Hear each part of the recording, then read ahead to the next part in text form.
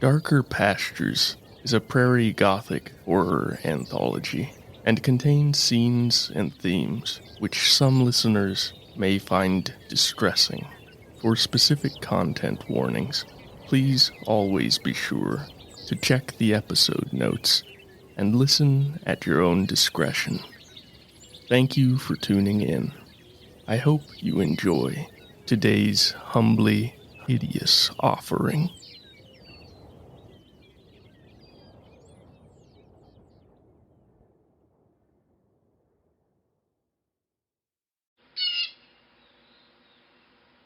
Episode 26, Corvidae, Part 1.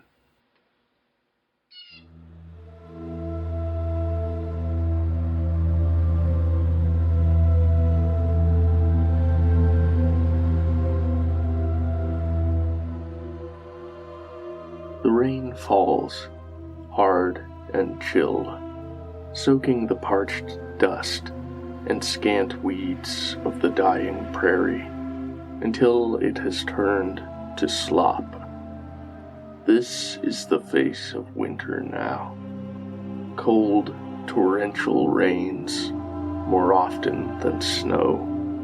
An occasional false reprieve to the near-endless drought.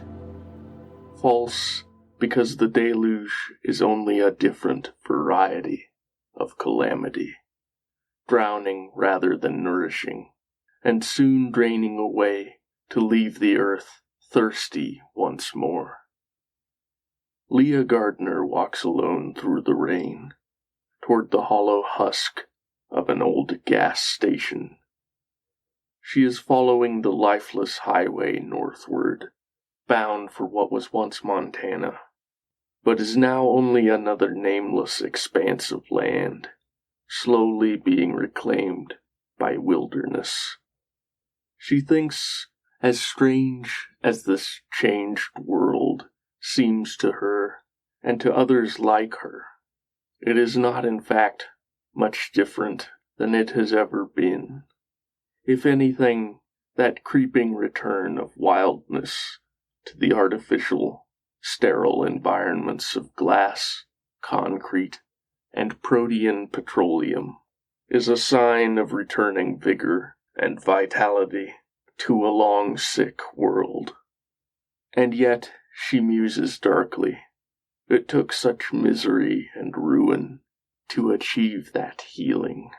Some said the death came from beneath the thawing ice and soil of the Arctic, or even the Antarctic, that it was some ancient virus from a time when the earth and its life was wholly unlike what humanity knows or knew.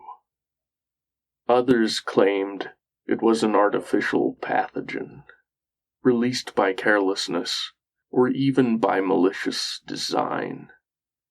And then there were the truly wild theories about extraterrestrials and shadow governments, about infernal machinations and divine punishment. Least heeded of all was the prevailing scientific view that it was merely the product of natural evolution, some catastrophically mutated version of avian influenza, or perhaps even of some less threatening common virus. But regardless, it had struck so swiftly and with such staggering lethality that no one ever seemed to find a definitive answer before the long-heralded collapse had already begun. Society had cannibalized itself so quickly that Leah can only think it was the violent germination of a seed already planted years or even generations prior, and subtly nurtured all that time by the dark-hearted and the short-sighted, that the deadly plague was more catalyst than cause. She huddles into her dark green rain poncho, pulls down her hood farther, as a gust of driving wind whips the frigid rain into her face. It is, at the moment, only about 40 degrees, she estimates, but when nightfall comes, it may fall below freezing, and turn the moisture to a treacherous glassing of ice, perhaps even bring a rare bit of snowfall. Reaching the gravel lot of the gas station, about a mile out from the nearest town, she approaches the glass double doors cautiously, peering intently into the Stygian gloom beyond for any sign of motion. She has met a few survivors since she left Dallas, some friendly and some less so, but she has been wary of all of them, and that distrust has saved her life more than once. So she hesitates outside, shading her view with one hand and pressing her face toward the clouded, dusty glass.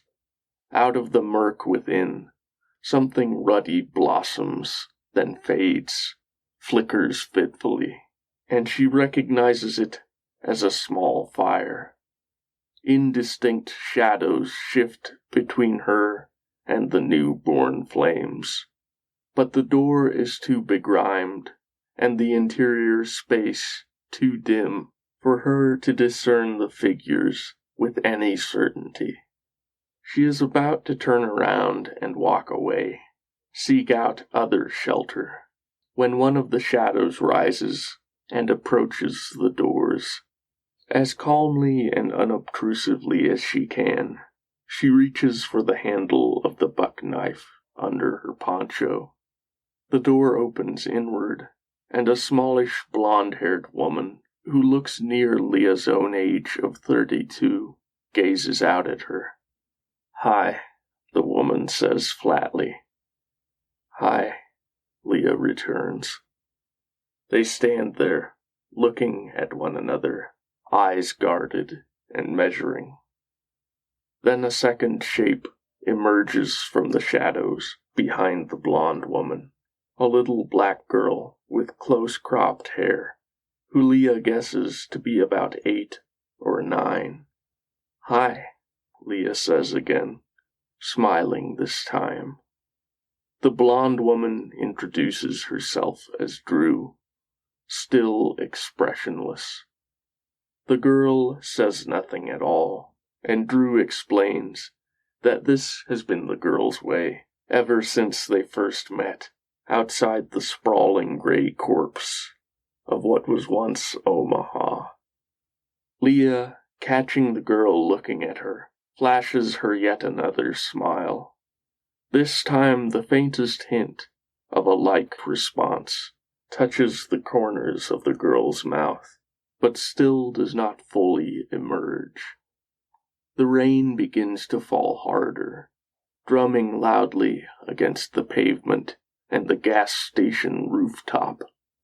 Slowly, hesitantly, Drew asks if Leah is hungry, if she wants to join them inside.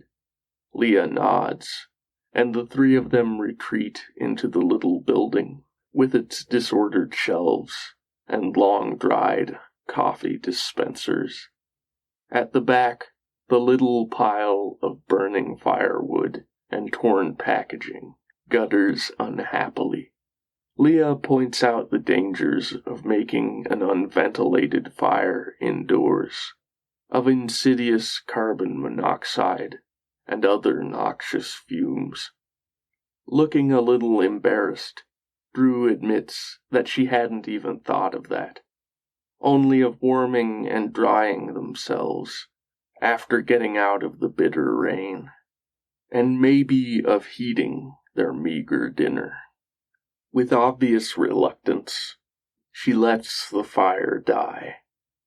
Then the three of them sit around the embers, eating a cold supper gathered from what remains on the shelves and has not yet expired. Bags of salted nuts and jerky, an odd assortment of cheap canned pasta and soup, As the day fades into a bleak leaden dusk outside, they make their beds, Drew and the girl sharing an oversized sleeping bag, and Leah extracting a couple of tightly rolled blankets from her backpack. "Good night," Drew says, as they lie waiting for sleep. The simple goodwill in these words, long unheard, brings sudden and unexpected tears to Leah's eyes. "Good night," she says back softly. She dreams of the man she met when she was crossing Nebraska. 20 miles outside of Kearney, they had crouched in the belly of an empty grain bin and listened to the autumn wind moan eerily over and through the corrugated sheets of cold-rolled steel. His blue eyes glinted in the firelight as the fever-eyed ex-rider tells her his belief that the plague is the land's revenge for the crimes perpetrated upon and against it. The shifting reflections of the small blaze danced in that blue, danced with the naked desire that kindled there every time he looked at her. But he did not voice that desire, made no move to touch her, and she was grateful for the fire's warmth and for the ill-cooked meal he shared of eggs and canned baked beans. Where he'd gotten that food, she did not know and did not ask, and he laughed as he crouched over the fire, fattish and seeming old despite his 30-odd years. Laughed that he had been lucky the air of the metal bin was not saturated with old grain dust, which could ignite as disastrously as gasoline vapor, a thing she had not known before. And he'd pointed at the smoke that drifted up and through the roof vents, telling her how he'd once heard of a whole family that had died in their sleep from an improperly vented fire, and the carbon monoxide poisoning it had brought. He'd been gone when she woke in the morning, had even left a paper plate loaded with more beans and eggs for her. They were cold by then, but she'd silently mouthed thanks into the still air of the grain bin before filling her belly with them. But in the dream, it's not his food that is left behind, but his staring, milky-eyed corpse, and from his dead lips come pleas for her to eat him and become like the crows, for they alone can survive what the world has become.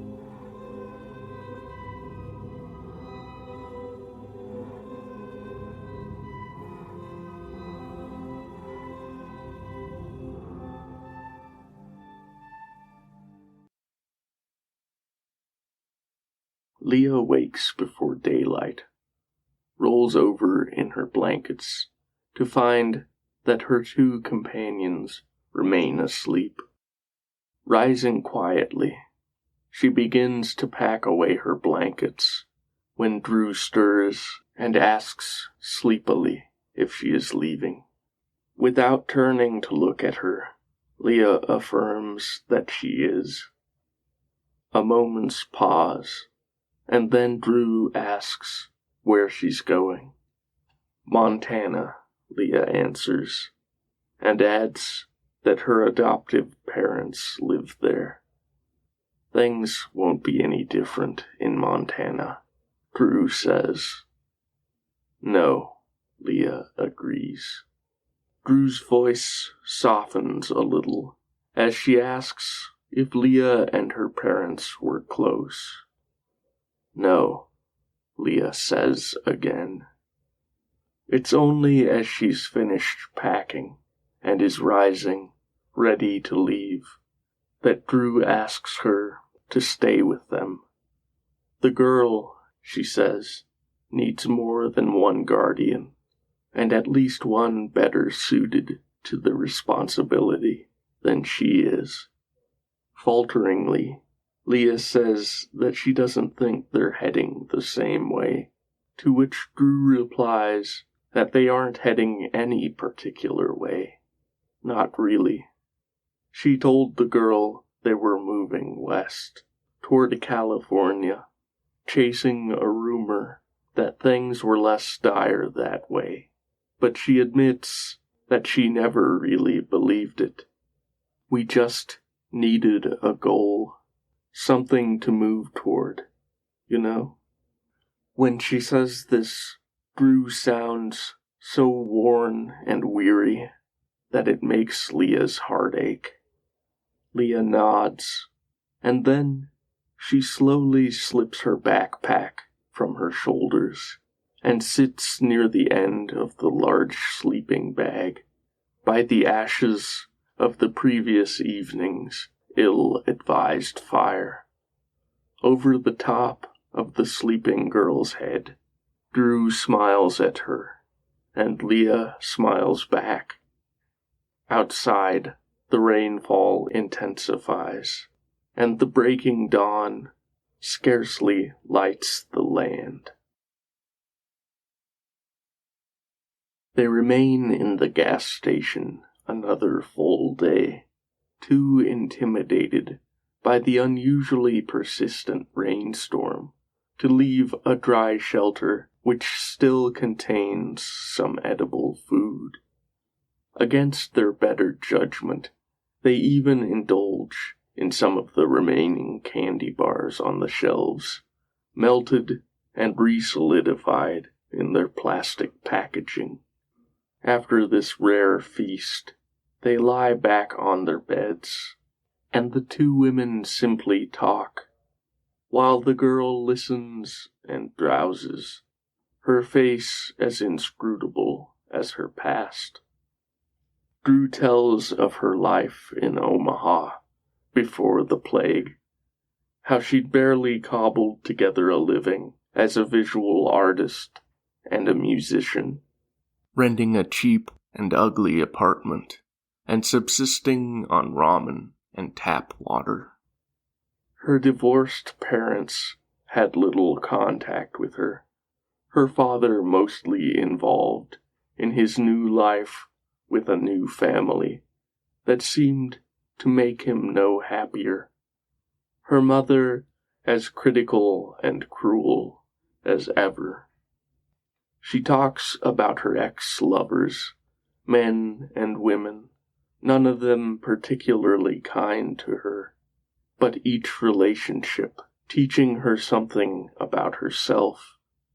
Many of those, she says, were very hard lessons to learn. Then she talks of leaving Omaha, taking a car and driving as far westward as the partially filled gas tank allowed. She says it was probably stealing technically, not having a car of her own, but by then so many people had died or were in the process of dying. She has never felt any guilt about it. It was on the very edge of the city that she found the girl, walking along the roadside as though in a daze, hugging a filthy little stuffed rabbit to her chest, the same one which the dozing girl cuddles even now. Drew had tried for what seemed like hours to get some word out of the girl, some explanation of where she'd come from, or what had happened to her, or even merely her name. But in the end, the only question that received a response was when she asked the girl if she'd like to come with her. Still saying nothing, the girl had only wordlessly moved toward the car, opened the passenger door, and climbed into the seat. "Lucky for her," Leah says. "Lucky for both of us," is Drew's reply. "We all need a reason to keep going." A moment of thoughtful silence falls, and then Leah haltingly begins to tell of her own life. Born in Vietnam, to a family she can't remember, she was adopted at the age of 2 by a moderately wealthy white couple, a corporate executive for a firearms retail chain, and a former televangelist's daughter. "It was not a happy childhood," she says, and not something she likes to think about often. There were occasional ugly incidents in school, but more often it was simply a feeling of not belonging, or of unwanted attention from boys, and sometimes from grown men. As soon as she'd turned 18, she had left for anywhere else, found her way to Dallas. That hadn't been easy either. Suddenly without her parents' financial support, and alone in a new and much more expensive city. And yet in time she'd found her way, working as an audio engineer for a small but respected record label. She too had moved from one romantic disappointment to the next, never seeming able to find someone who both understood her and whom she could truly understand. But in time, she'd made peace with this, made plenty of good friends, even found fulfillment and freedom in her single lifestyle. And then the plague had come, stolen away her livelihood and passion. All of Dallas falling into the same maelstrom of confusion and suffering, and even violence, as the rest of the world. She tried to fly home. She still sometimes thinks of her parents' little hobby ranch as home, no matter how long she's avoided it, or how little joy it ever brought her. But the general collapse of the economic and social order had stranded her, with no airlines still operating outside of an emergency capacity. And so she had taken her little Nissan hybrid and driven north until she could no longer find a working gas pump, and the battery had died. She called her parents, or at least called what she last knew their number to be, but had received no answer. Nor had she received an answer from any of the local towing companies that she found on her lagging smartphone internet search. And when she dialed for the local police, the panicky dispatcher had told her sharply that they were so overwhelmed they couldn't even handle real emergencies now. And so she'd walked and walked and walked, and all that remains in her future is walking until she reaches Montana. They wake to the sound of boots crunching on the filth of the unswept tile floor. The girl is the first to rouse, and she quickly but quietly shakes Drew and then Leah awake. Too late, though. The 3 men have already emerged from behind the last row of mostly denuded shelves, and are looking down at them in their sleeping places. For a long moment, they are all still, simply staring silently at one another, eyes widened in surprise and uncertainty. Then one of the men tells them, roughly, to get up. All of the men are bearded, disheveled, and armed. The man who spoke bears a Remington 700 hunting rifle. The other two have a hatchet and a machete in their respective hands. The metal glints dully in the dimness of the gas station interior. Slowly, placatingly, Drew says that they are unarmed. The man with the rifle snorts a dismissive laugh, as if she said something appallingly obvious, then repeats his command for them to get up. The women obey, and the girl follows their lead. Spreading her arms protectively, Leah steps forward, shielding the girl with her body. Drew follows suit, belatedly and with less confidence. "The one's just a girl," the man with the machete says. "Don't matter," the rifleman, seemingly their leader, replies. "We're taking all three." Drew asks what the hell they're talking about, unable to keep the quiver out of her voice. The man with the gun smiles and says with slow and obvious relish that the world is different now, that things are finally being put back to right. Everyone and everything has its proper place, he says, assigned by natural order, according to God's divine plan. And their place as females, he smiles more broadly, is at the bottom. The man with the hatchet speaks for the first time, his tone a little gentler, and says that they are taking them home, to a real home, where they will be safe and cared for and cherished forever, where they can live a life of real meaning. And, he adds, looking at the empty cans of corn and cream of mushroom soup, the bags of jerky and candy and nuts, they have real food there.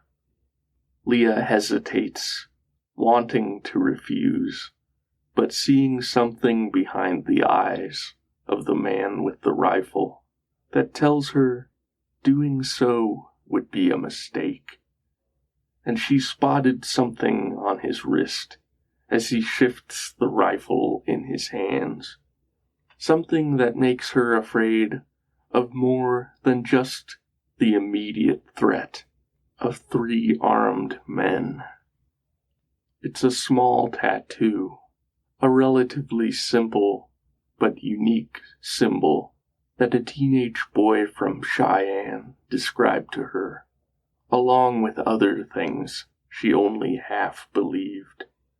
It is slightly arcane, and she's not sure whether it's meant to be an ornate and slightly distorted crucifix, or a sword, or an abstracted phallic symbol, or perhaps some combination thereof. Falteringly, Leah assents, on condition that the men promise them protection and safety. The rifleman replies that, as long as they offer no trouble, they will be safe enough. The way he says those last words, safe enough, makes Leah feel slightly queasy. Nevertheless, she smiles and nods reassuringly at Drew and at the girl, whose dark eyes reflect no emotion back, but seem like light-starved pools in the gloom of the gas station, and leave Leah to wonder whether the girl has any understanding of what is happening around her, or if she understands only all too well.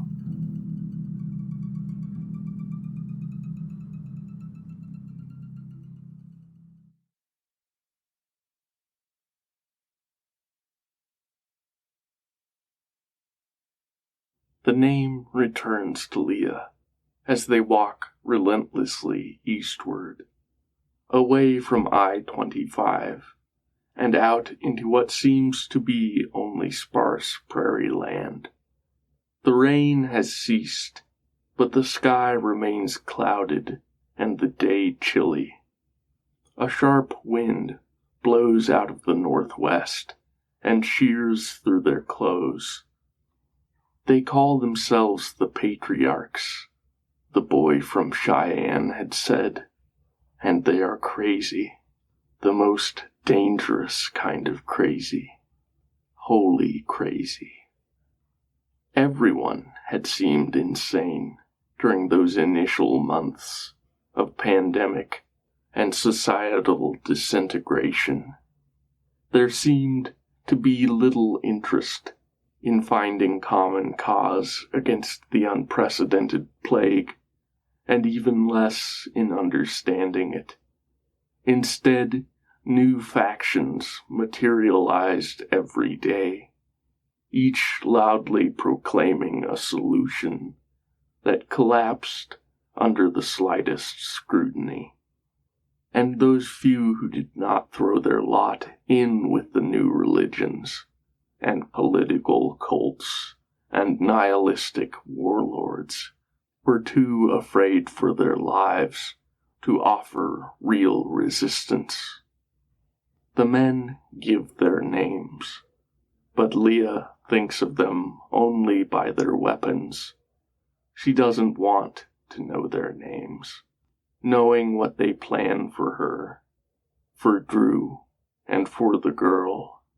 Perhaps not today, or even this week, but all too soon. Breeding stock, the boy from Cheyenne had told her.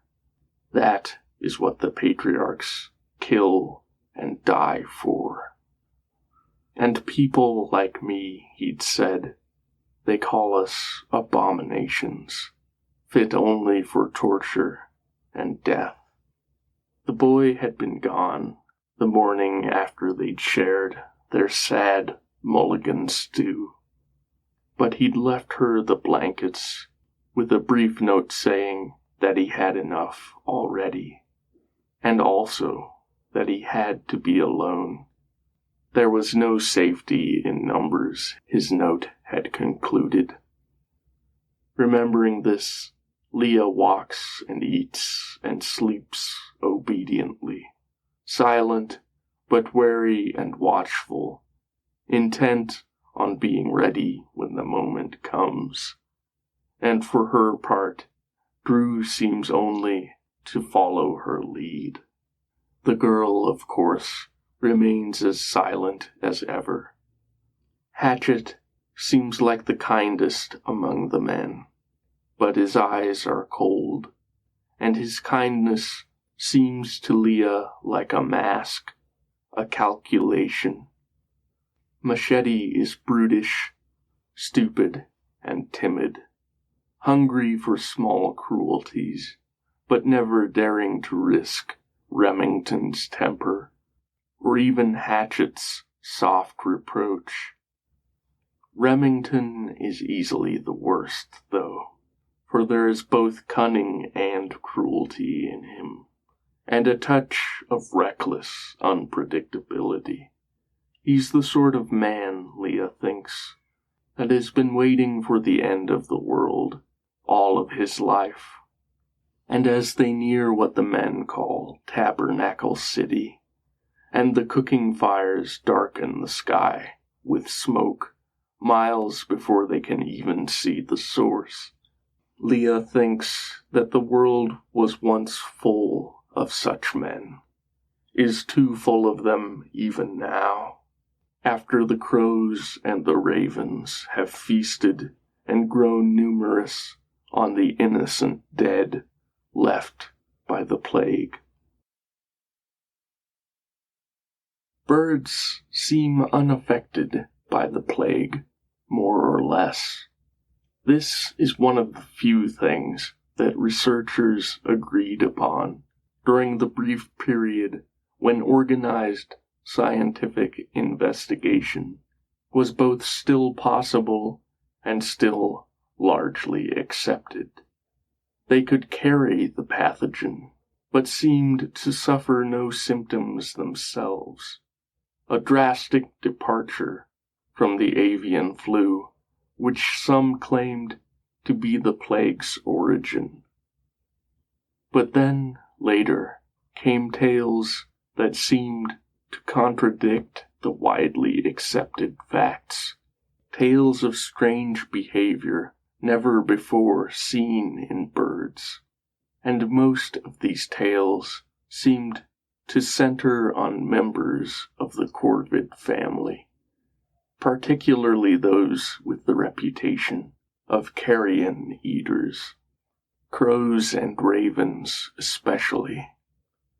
During the precipitous plunge into general madness, many had turned to harassing and killing the birds, with motives ranging from partially scientific to pseudo-scientific, to wholly superstitious and irrational. So when the ravens offer them the chance Leah has been waiting for, it strikes her as darkly amusing, underneath her own terror and disbelief. For at this moment, some of the wilder tales, which she doubted, or at least partially confirmed. The rain returns in the afternoon, driving the cold deep into their flesh and their lungs. When evening begins to fall, early beneath the sky of clouded iron gray, they rest in an abandoned farmhouse, one which has already begun to fall into disrepair and decay. Perhaps it was abandoned even before the plague, but there remains within a sparse collection of furniture, a worn and sagging sofa, a small wooden table, and 3 rickety, mismatched chairs around it, a large bed composed of a creaking, wobbly frame, and a bare mattress darkened by old stains. Remington declares that they will pass the night here, and continue on to Tabernacle City in the morning. So far, the men have not touched Leah, Drew, or the girl, except to keep them moving at the pace and direction they wish. They even allow them the use of the bed upstairs. But as Leah lies beside Drew, and the girl wrapped protectively in Drew's arms, the filthy old mattress sagging beneath them, she can hear the men talking below. The wind wails and hisses through the neglected windows, through the deteriorating walls.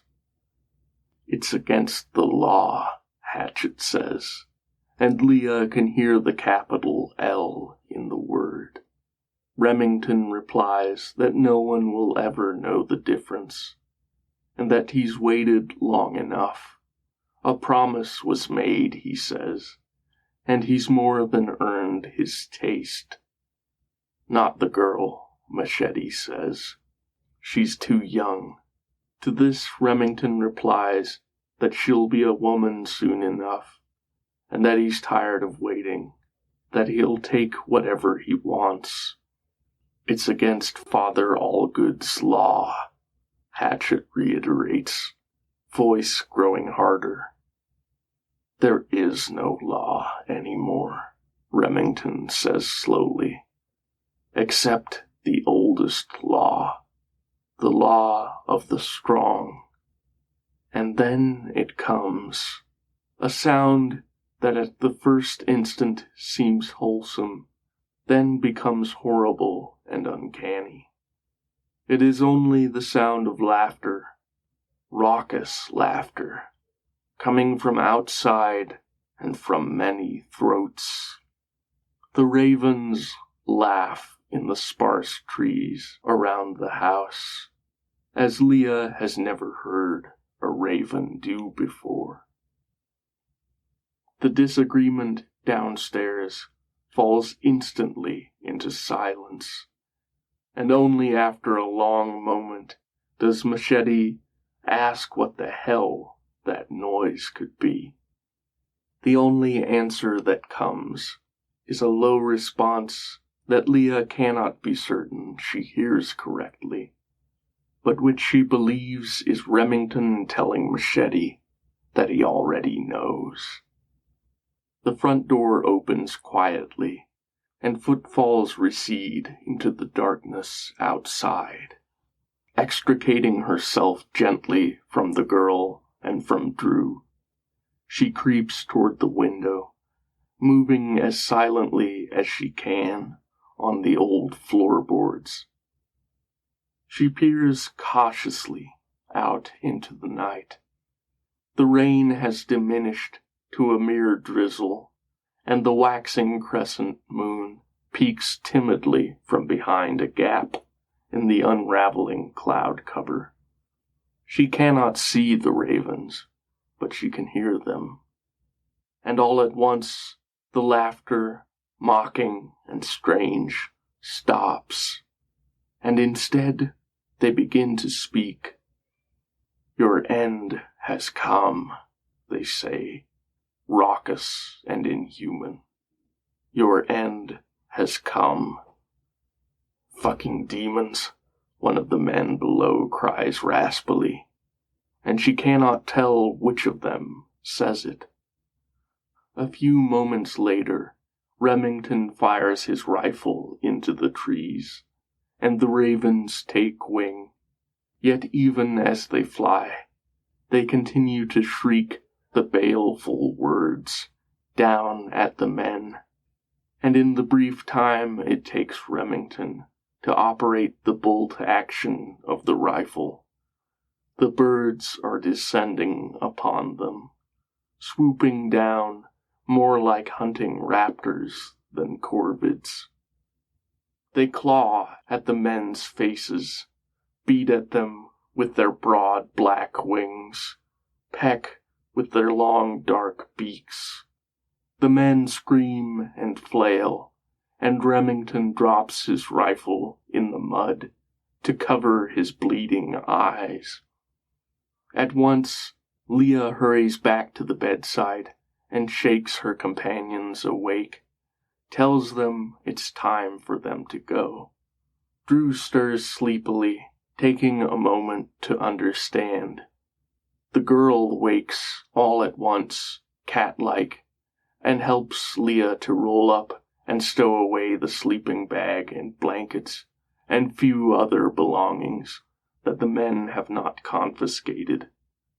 They slip down the stairs, listening for any sound of the men's returning into the house, but Leah can hardly hear anything over her own pulse thundering in her ears. The downstairs is dark and silent, and they make their way through the living room and the laundry room, then out the back door.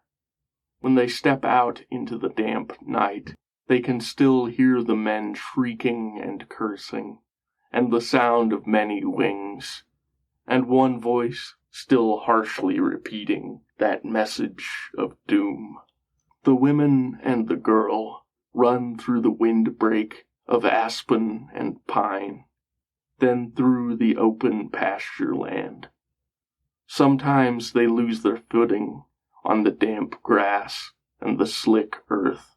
But they rise at once and do not stop running until the farmhouse is far behind them. And in the dark, dark sky, the winged shapes of the ravens wheel and cry and sing.